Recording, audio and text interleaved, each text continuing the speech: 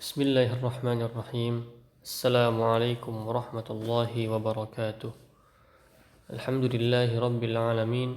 Wassalatu wassalamu ala rasulillah wa ala alihi wa ashabihi wa man tabi'ahum bi ihsanin ila yaumiddin, amma ba'd.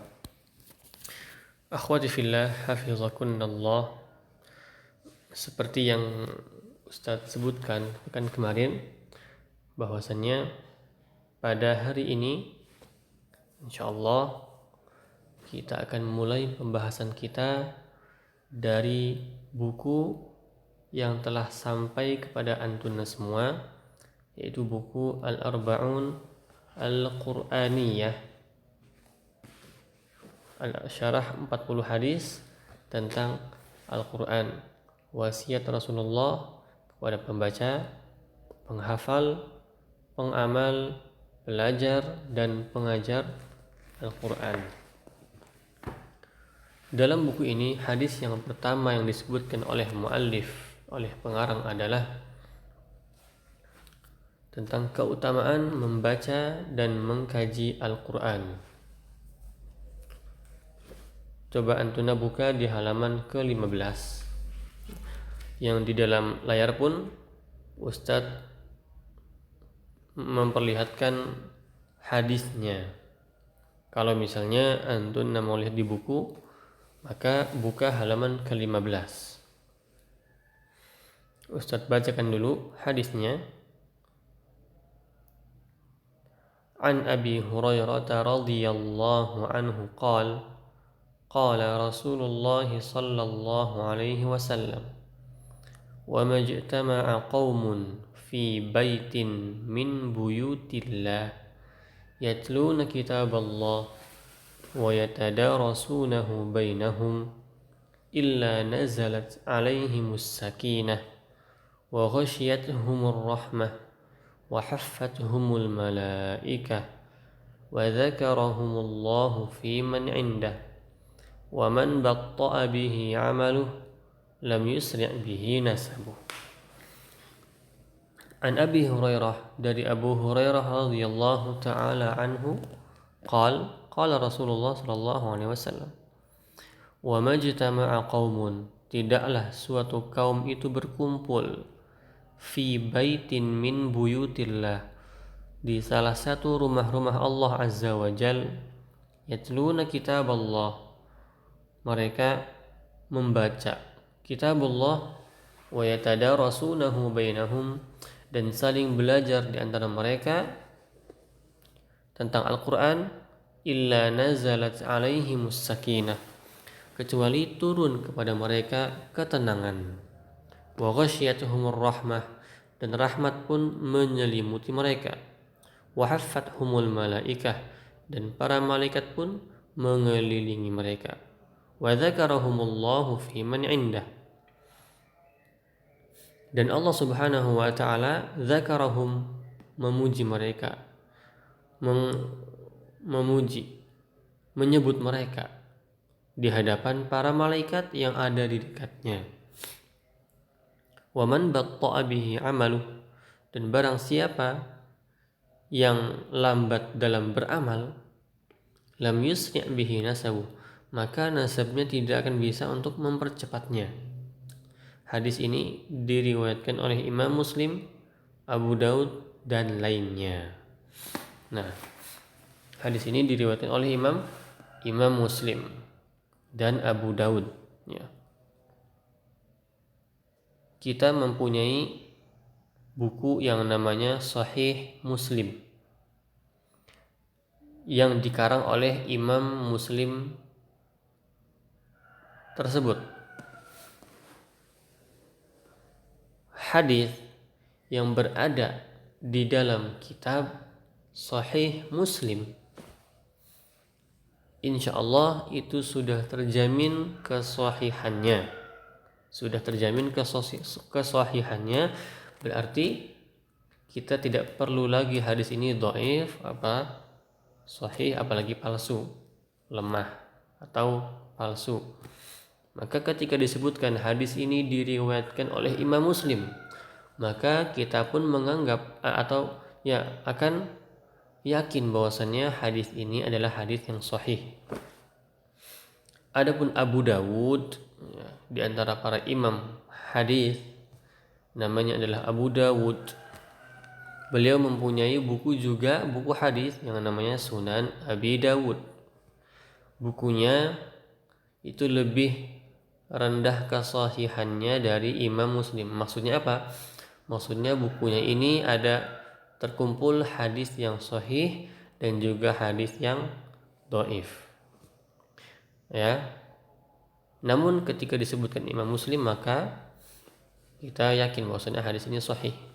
Namun Abu Daud juga adalah imam yang besar. Imam hadis yang besar berkali bertinggi. Namun di buku beliau Sunan Abi Daud beliau masih mengumpulkan hadis-hadis yang sahih, namun ada hadis-hadis yang dhaif. Nah, itu tentang perawi hadis ini, yaitu hadis riwayat Muslim dan Abu Dawud.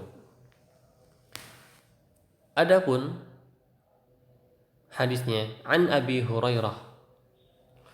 Abu Hurairah seorang sahabat yang membawa hadis ini.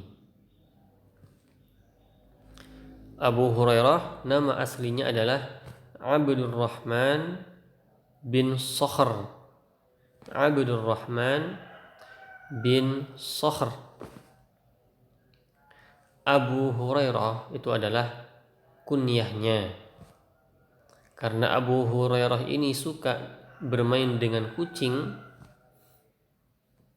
maka dikunyahlah namanya menjadi Abu Hurairah. Hurairah itu adalah kucing, Hirun itu kucing. Berarti nama asli Abu Hurairah adalah Abdurrahman bin Sakhr. Dan beliau adalah sahabat yang paling banyak meriwayatkan hadis dari Rasulullah sallallahu alaihi wasallam. Ada sekitar 5.000 hadis yang beliau radhiyallahu taala anhu riwayatkan dari Rasulullah sallallahu alaihi wasallam. 6. Kemudian akhwati fillah hafizakunallah. Ya, hadis ini menyebutkan tentang keutamaan kita membaca Al-Qur'an. Di antara keutamaannya adalah yang pertama yang disebutkan dalam hadis ini adalah nazalat alaihim as-sakinah. Turun kepada mereka ketenangan. Turun kepada mereka ketenangan. Yang kedua, wa ghasyiyatuhumur rahmah, dan mereka diliputi oleh rahmat Allah Subhanahu wa ta'ala. Kemudian yang ketiga yang disebutkan dalam hadis ini adalah wa haffathumul malaikah. Malaikat pun menaunginya. Berarti menemani mereka, menemani orang-orang yang membaca Al-Qur'an. Wa dzakarahumullah fi man indah, ini adalah keutamaan yang keempat yang disebutkan dalam hadis ini. Wa dzakarahumullahu fi man indah, dan Allah Subhanahu wa taala menyebut orang tersebut di hadapan para malaikat, para makhluk yang paling mulia di sisi Allah Subhanahu wa taala. Berarti 4 keutamaan ini adalah keutamaan membaca Al-Qur'an.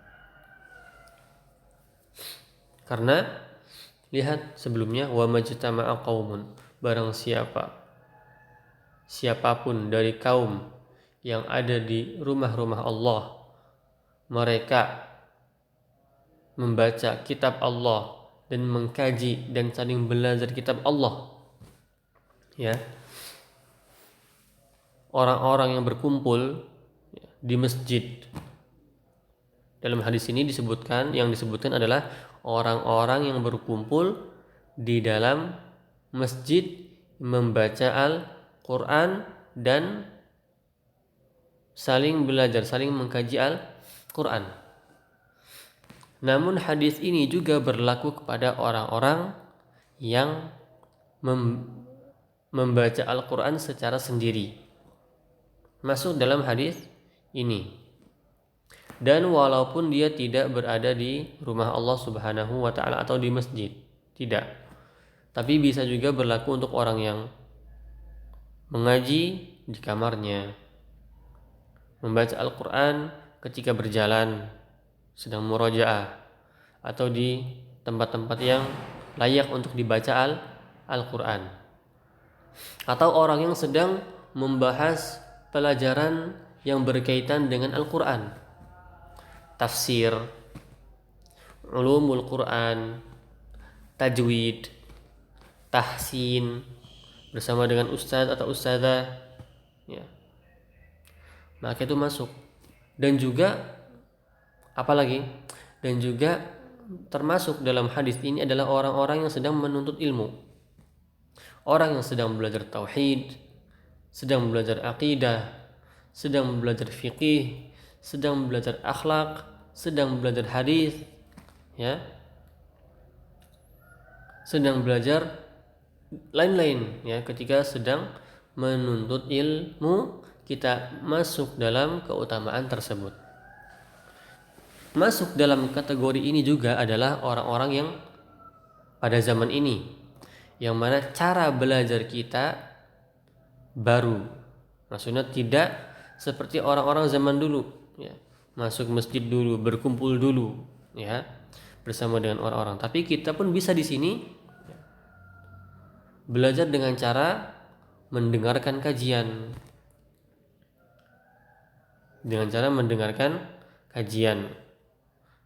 Kalau misalnya kita tidak bisa menghadiri kajian itu secara langsung, maka kita bisa mendengar kajian melalui media-media elektronik. Maka itu pun termasuk, walaupun nanti keutamaannya itu pasti ada yang luput, ya. Namun misalnya ketika dalam masa pandemi ini, misalnya kita belajar online, insya Allah keutamaannya atau keutamaan menghadiri majelisnya itu ada. Karena apa? Karena ini adalah yang dinamakan uzur. Kita belajar online seperti ini, kenapa? Karena uzur. Dan insya Allah kita akan mendapatkan pahalanya. Karena kata Rasulullah SAW, barang siapa yang sering berbuat kebaikan, namun terhalang kebaikan tersebut karena sesuatu yang menghalanginya,